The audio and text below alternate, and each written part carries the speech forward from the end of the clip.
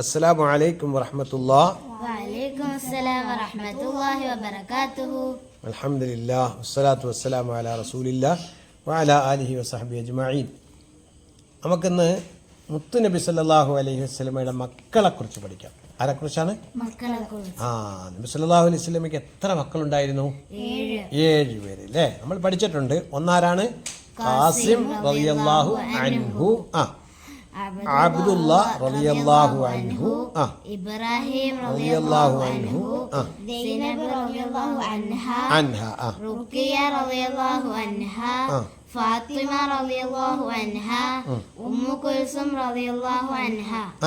ഇനി ഇവരുടെ 7 പേരെയും കൂടെ ഉൾക്കൊള്ളിച്ച് നമുക്കൊരു ബൈത്ത് പഠിക്കാം അല്ലേ?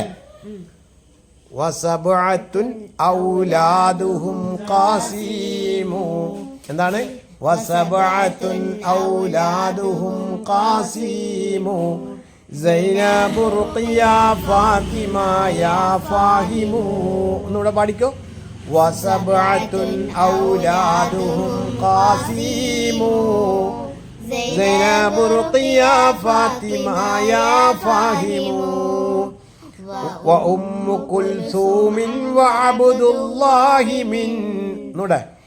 വ ഉമ്മു കുൽസൂമിൻ വ അബ്ദുല്ലാഹി മിൻ ഖദീജത്തുൽ കുബ്രാ ബിതർതീബിൻ റുകിൻ അതാഹു ഇബ്രാഹീമു മിൻ സൂരിയ വ ഉമ്മുഹു മാരിയത്തുൽ ഖിബ്തിയ. ഇതൊക്കെ നമ്മുടെ മദ്രസകളിൽ പണ്ട് പഠിപ്പിച്ചിട്ട് ബൈത്തുകളാണ് അല്ലേ? നമ്മുടെ ഉപ്പുപ്പാക്കും ഉമ്മാക്കൊക്കെ അറിയാം. നമുക്കൊന്നുകൂടെ ഞാൻ പറഞ്ഞുതരാം കേട്ടോ. വസബഅത്തുൻ ഔലാദുഹും ഖാസിമു സൈനബു റുഖിയ ഫാത്തിമ യാ ഫാഹിമു വ ഉമ്മു കുൽസൂമിൻ വ അബ്ദുല്ലാഹി മിൻ ഖദീജത്തുൽ കുബ്രാ ബിതർതീബിൻ റുകിൻ അതാഹു ഇബ്രാഹീമു മിൻ സൂരിയ വ ഉമ്മുഹു മാരിയത്തുൽ ഖിബ്തിയ. ഇനി നമുക്ക് രസകരമായൊരു പാട്ടുണ്ട് അല്ലേ?